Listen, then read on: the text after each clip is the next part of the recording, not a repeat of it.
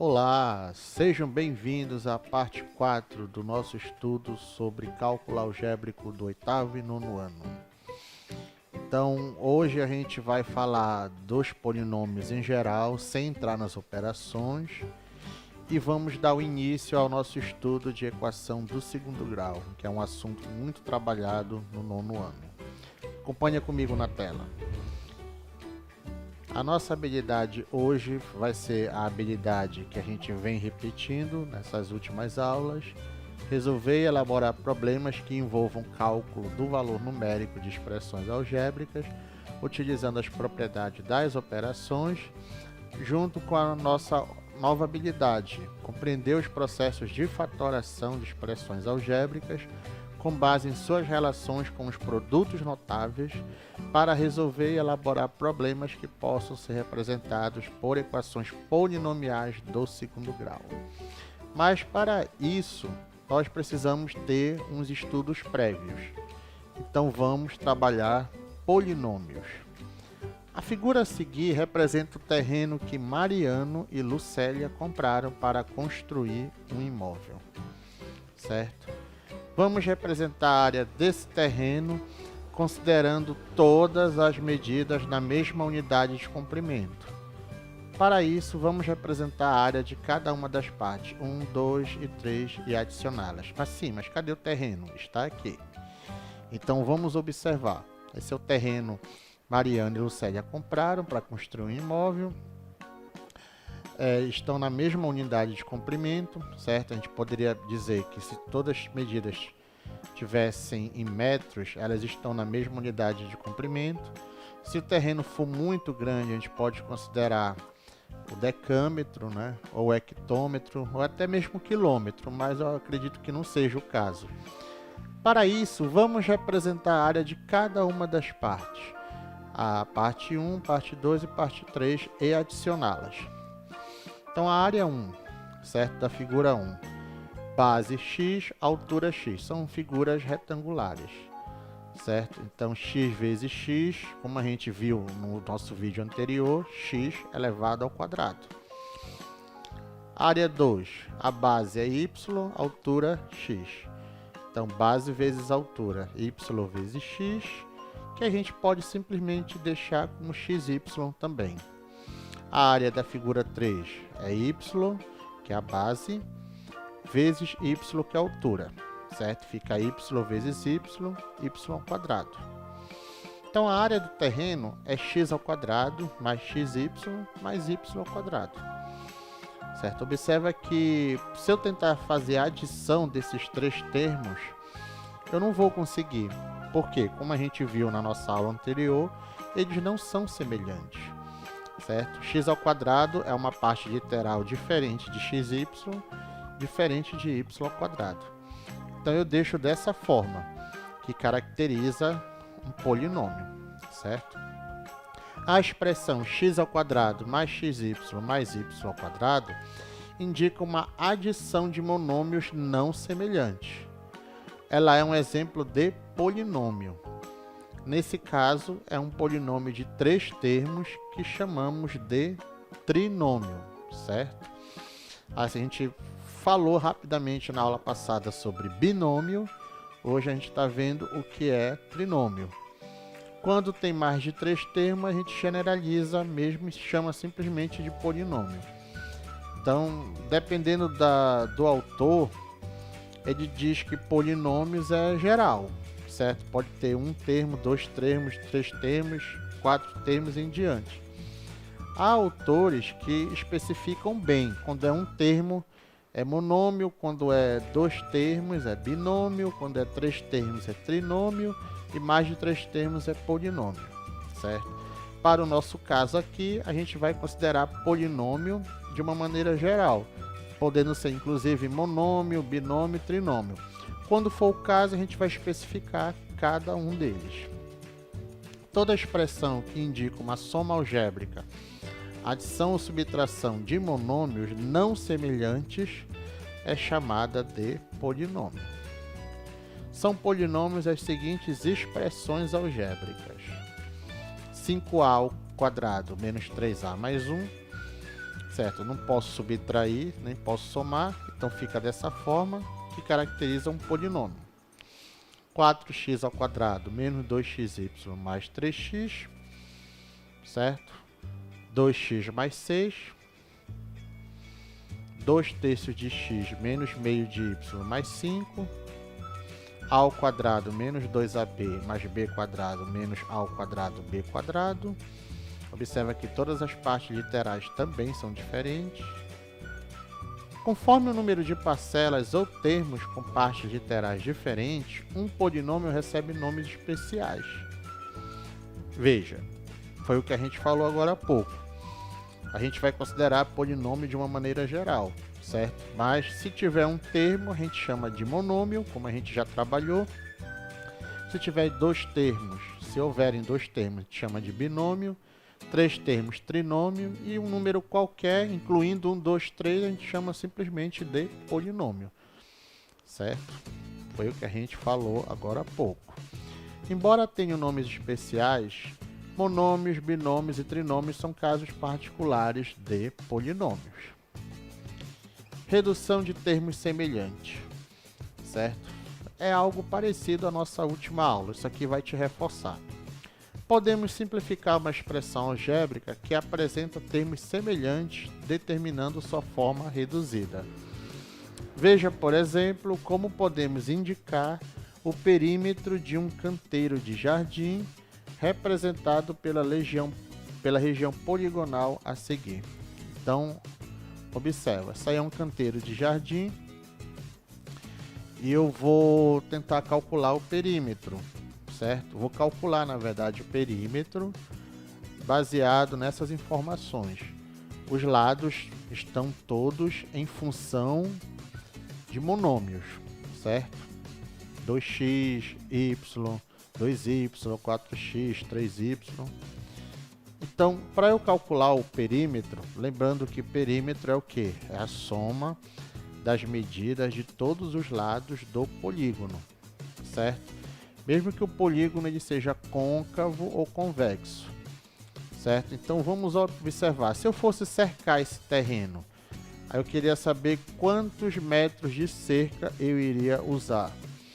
Aí eu teria que fazer a soma de todos os lados da poligonal ou do polígono que forma esse terreno.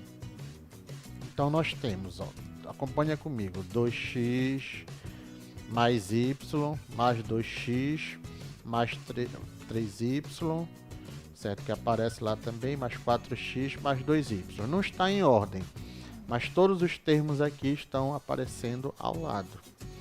Só que você observa que tem alguns termos que são semelhantes, né? Por exemplo, eu tenho 2x, 2x, eu tenho y, 2y, eu tenho 4x que é semelhante com os 2x também. Tenho 3y que é semelhante com y, com 2y. Então eu posso fazer uma redução, escrever na forma reduzida, certo? Eu agrupo 2x mais 2x mais 4x, certo? Usando as propriedades comutativa e associativa da adição. E agrupo y mais 2y mais 3y. Então eu tenho 2x mais 2x mais 4x como simplesmente 8x. Y mais 2y mais 3y simplesmente como 6y. Então eu tenho 8x mais 6y. Ou seja, eu fiz uma redução dos termos semelhantes, certo? Observa que 8x e 6y não são mais semelhantes. Então não posso mais dizer, por favor, que isso daí dá 14 alguma coisa. Não façam isso. Não são termos semelhantes. A expressão 8x mais 6y indica o perímetro do canteiro. Ela está escrita na forma reduzida, certo? Então, por favor, que não faça confusão em relação a essa adição aí. Examine estes outros exemplos de redução de termos semelhantes. Vamos observar mais alguns exemplos.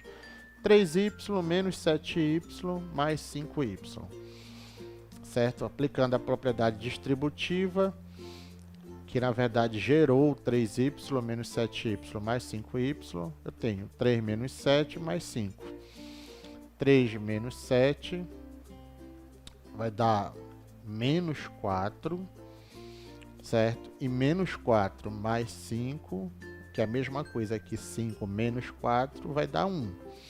Um y, certo? Que eu posso escrever simplesmente como y. O que é esse resultado aí, que no caso deu y? É a forma reduzida, certo? De 3y menos 7y mais 5y. xy mais 1/5 de xy. Opa, eu tenho que fazer a adição de duas frações, né? Vai ficar 1 mais 1/5 vezes xy. Lembrando que como é que a gente faz? Aqui nesse caso, eu posso pegar o 5 no denominador, multiplicar pelo 1. 5 vezes 1 dá 5 e somar com o numerador de 1/5. 5 mais 1 dá 6.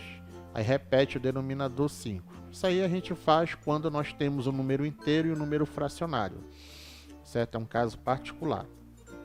Então, 1 mais 1/5 vezes xy, 6/5 de xy, que está na forma reduzida. 2ab ao quadrado mais xy menos ab ao quadrado menos 3xy mais 3ab ao quadrado. Então, eu agrupo todos os monômios ou polinômios, né, a partir de agora, que tem a parte literal ab quadrado. 2ab quadrado menos ab quadrado fica ab quadrado, mais 3ab quadrado, 4ab quadrado. xy menos 3xy menos 2xy. E aí, como as partes literais são diferentes, eu estou escrevendo na forma reduzida o polinômio de 4 termos anteriormente colocado. R mais S menos 5, menos S. Então, R não tem nenhum termo semelhante com ele. Menos 5 também não. Agora, S e menos S são semelhantes. E aí, S menos S vai dar 0, né? Alguns livros ensinam com uma técnica do cancelamento. Mas S menos S cancela, dá 0. Então, ficou somente R menos 5, certo? Que é a forma reduzida. Grau de um polinômio, certo? No vídeo anterior, a gente estudou grau de monômio. Agora, de um modo geral, o que significa o grau para um polinômio qualquer? O grau de um polinômio é numericamente igual à soma dos expoentes da parte literal do seu termo de maior grau depois de reduzidos seus termos semelhantes. Como assim, né? Vamos ver os exemplos. Olha só. 4x ao cubo menos 3x ao quadrado mais 5. É um polinômio do terceiro grau, pois 4x ao cubo é seu termo de maior grau, certo? Então, termo de maior grau, quando tem somente uma letra, é, no caso, o que representa o grau do polinômio. Olha o segundo caso, 2x mais xy menos 6y. É um polinômio do segundo grau, pois xy é seu termo de maior grau. E aí, no caso, nós não temos apenas uma letra, certo? Nós temos duas letras. O grau de 2x é 1, como a gente já viu isso na aula anterior. O grau de xy é 2, porque o x tem um expoente 1 e o y tem um expoente 1. 1 mais 1 vai dar 2. O grau de 6y é 1, porque o expoente do y é 1, certo? Então, é importante que a gente determine o grau de um polinômio e a gente, em geral, vai trabalhar mais com o primeiro exemplo, o exemplo da letra A, principalmente no que a gente vai verificar agora, que é a equação do segundo grau, que é um assunto trabalhado no nono ano, certo? Você que é do oitavo ano agora pode continuar assistindo tranquilamente, certo? A aula, para de repente adiantar um conhecimento quando você for para o nono ano. E o pessoal do nono ano também continua assistindo, que é um assunto específico trabalhado no nono ano. Mas isso não quer dizer que em algum momento você não possa estudar isso no oitavo ano. Vai depender do conteúdo programático, certo? Tem que estar sempre convergindo lá para as habilidades da BNCC. Mas, geralmente no oitavo ano eu faço uma prévia com meus alunos em relação a uma equação lá que a gente vê que é ax² menos b igual a 0. eu faço uma prévia, assim, para justamente a gente trabalhar a equação do segundo grau no nono ano sem muita novidade. Então, voltando comigo na tela. Denomina-se equação do segundo grau na incógnita x toda a equação da forma ax² mais bx mais c igual a zero, em que a, b e c são números reais e o a é diferente de zero. Certo? É muito parecido com o polinômio do segundo grau, com raiz do polinômio do segundo grau, que é o que vocês vão estudar no ensino fundamental, né? Mas pode também estudar com mais afinco, com mais detalhe no ensino médio. Então, antes da gente ir adiante, vamos primeiramente entender o que significa a equação do segundo grau da incógnita x. Porque às vezes a gente vai logo para a fórmula de resolução, vai logo resolvendo as completas e incompletas, mas muita gente às vezes nem entende o que é e como determinar os coeficientes. Então, lá no sétimo ano, você trabalhou a equação do primeiro grau, certo? Como é que você resolvia, certo? Passava o que não tinha x para um lado, o número que está multiplicando x passa como divisor, aquelas operações inversas. Aqui você já tem que ter uma fórmula específica ou outros meios para resolver, certo? Alguns alunos aí do nono ano já podem estar se adiantando e falando, não é a fórmula de Bhaskara? Sim, a gente vai falar nela. Não hoje, certo? Não nessa aula aqui. Mas é importante que você saiba que há outros meios de resolver. E a gente vai trabalhar nessas aulas, outros meios também, certo? Então, a equação do segundo grau, na incógnita x, pode ser na incógnita y, na incógnita z, ela tem esse formato aí, ax² mais bx mais c igual a zero, certo? Em que a, b e c são números reais, o a é diferente de zero. Quer dizer que a, b e c podem ser quaisquer números reais que você possa imaginar. Pode ser racional, pode ser irracional, pode ser somente inteiro, pode ser somente natural, certo? Mas eles podem assumir quaisquer valores. Assim, vamos ver aqui alguns exemplos de como identificar. 2x² menos 2x menos 40 igual a zero. É uma equação do segundo grau na incógnita x, em que vamos identificar o a. O a, se é na incógnita x, o a é o que multiplica o x². Então você verifica que é o 2, né? O 2 está multiplicando o x². Então o a é igual a 2. O b é o que multiplica o x. Então você verifica que é menos 2 que multiplica o x. Cuidado que para não dizer que é 2. Você tem que levar, nesse caso, o sinal em consideração. Então, menos 2 que multiplica o x. Então, b é menos 2. E o c, ele não está multiplicando a incógnita x.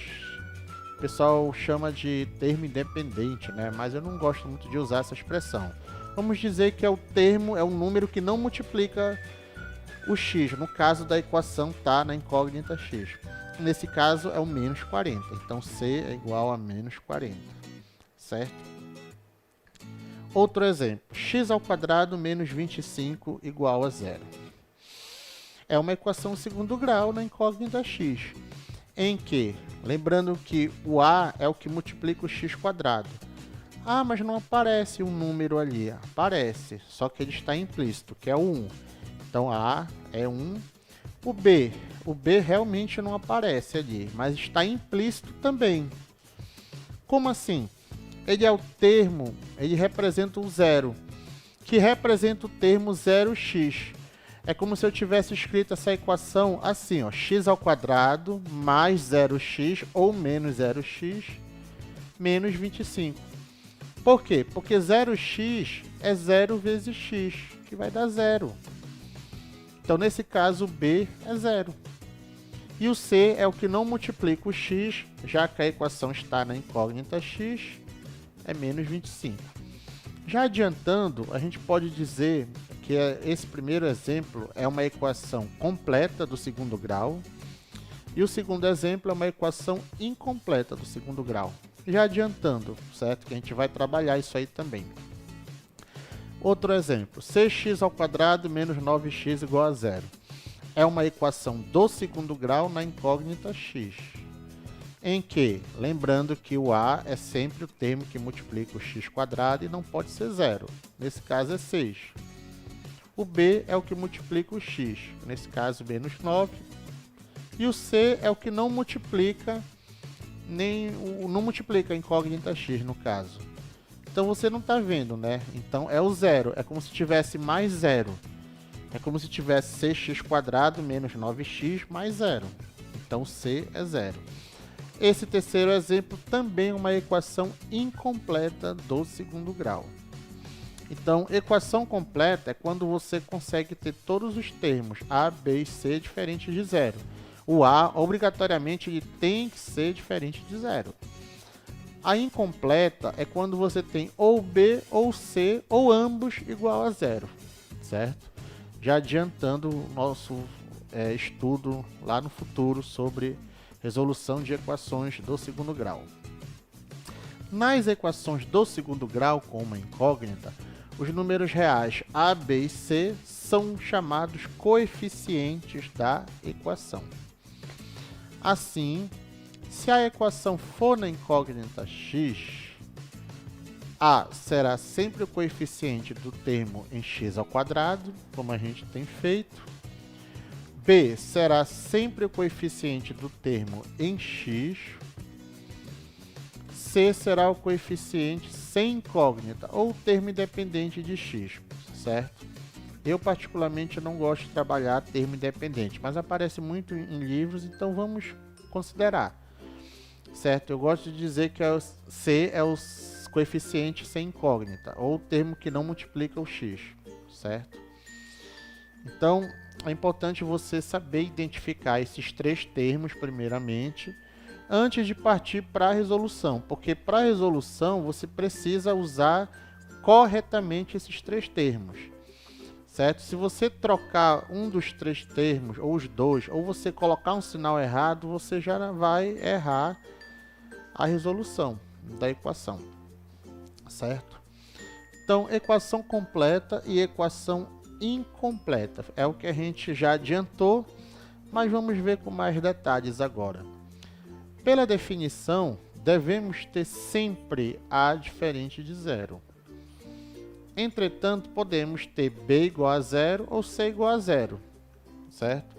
Ou ambos, como a gente vai ver futuramente. Assim, quando b diferente de zero e c diferente de zero, a equação do segundo grau se diz completa, certo? Então, nós temos aí 5x² menos 8x mais 3 igual a zero. É uma equação completa. Nós temos o a, é o termo que multiplica o x², 5. O b é o que multiplica o x, menos 8. E o c é o que não multiplica o x. É o termo que está sem incógnita, vamos dizer assim, que é 3, certo? Outro exemplo.